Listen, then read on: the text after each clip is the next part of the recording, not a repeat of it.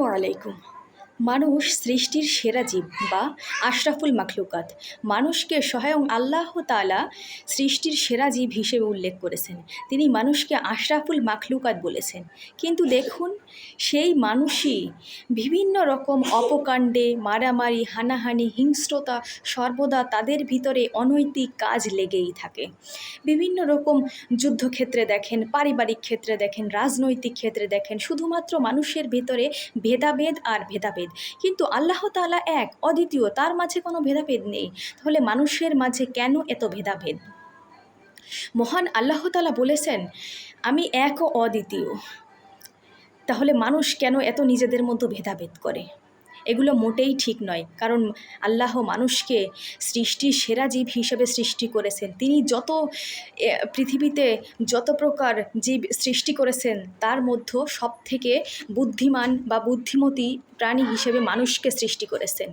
কিন্তু মানুষ তার এই বুদ্ধির শুধুমাত্র অপব্যবহারের ক্ষেত্রেই ব্যবহার করে। বিভিন্ন রকম যুদ্ধক্ষেত্রে দেখবেন, লেবানন ইসরায়েলের যুদ্ধ, ইউক্রেন রাশিয়া যুদ্ধ, আরও বিভিন্ন রকম যে যুদ্ধ বিধ্বস্ত, সারা বছর সারা মাস দেখবেন আপনি শুধুমাত্র যুদ্ধ আর যুদ্ধ। মানুষ সৃষ্টির সেরা জীব হয়েও তার এই বুদ্ধিমত্তাকে ভালো কাজে না খাটিয়ে বরং আরও খারাপ কাজে, বিভিন্ন রকম অপরাধমূলক কর্মকাণ্ডে জড়ায়। কেন জানি না।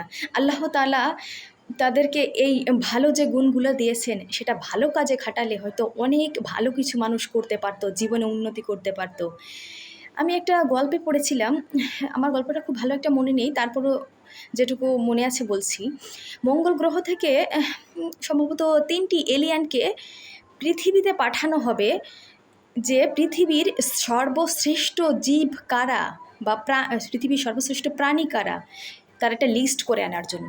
অফকোর্স তারা ভেবেছিল মানুষ, কারণ মানুষকে স্বয়ং আল্লাহ তাআলা এই সৃষ্টির সেরা জীব হিসেবে, আশরাফুল মাখলুকাত হিসেবে আখ্যায়িত করেছেন। এজন্য তারা বলছেন কোনো পৃথিবীতে যাওয়ার প্রয়োজনই পড়বে না, কারণ অফকোর্স মানুষই হবে সৃষ্টির সেরা জীব।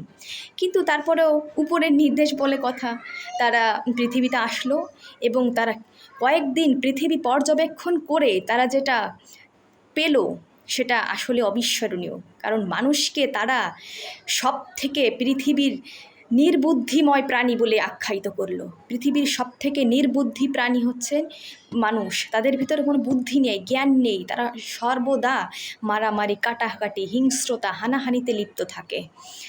আর তারা পৃথিবীর সর্বজ্ঞানী প্রাণী হিসেবে এবং বুদ্ধিমান প্রাণী হিসেবে বিচার করলো পিঁপড়াকে। বুঝতে পারছেন কোথায় মানুষ আর কোথায় পিঁপড়া? এটা যেন অথই সাগরের ভেতরে সামান্য একটা নৌকা নিয়ে থাকা একটা নাবিকের মতো।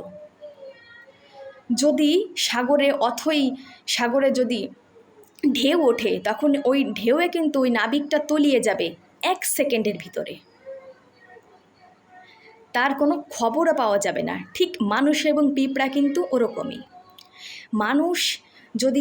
মানুষ কিন্তু পিঁপড়াকে 1 সেকেন্ডের ভিতরে পায়ের তলে পিষে মেরে ফেলতে পারে। অথচ দেখেন, পৃথিবীর সর্বশ্রেষ্ঠ বুদ্ধিমান প্রাণী পিঁপড়া। কেন তাকে বুদ্ধিমান প্রাণী বলা হলো? শুধুমাত্র তার বুদ্ধিমত্তার কারণে। এ সমস্ত গুণাবলী আসলে মানুষের ভেতরে আছে, কিন্তু সেটা সে প্রয়োগ করে না, সঠিকভাবে প্রয়োগ করে না। যার জন্য আল্লাহ তাআলা তাকে যে আশরাফুল মাখলুকাত বলে খ্যাত করেছেন, সেটাও এখন আর মানুষের ক্ষেত্রে প্রযোজ্য হয় না। সর্বোপরি ভালো থাকবেন সবাই, সুস্থ থাকবেন, সবার মঙ্গল কামনা করি। আসসালামু আলাইকুম ওয়া রাহমাতুল্লাহি ওয়া বারাকাতুহু।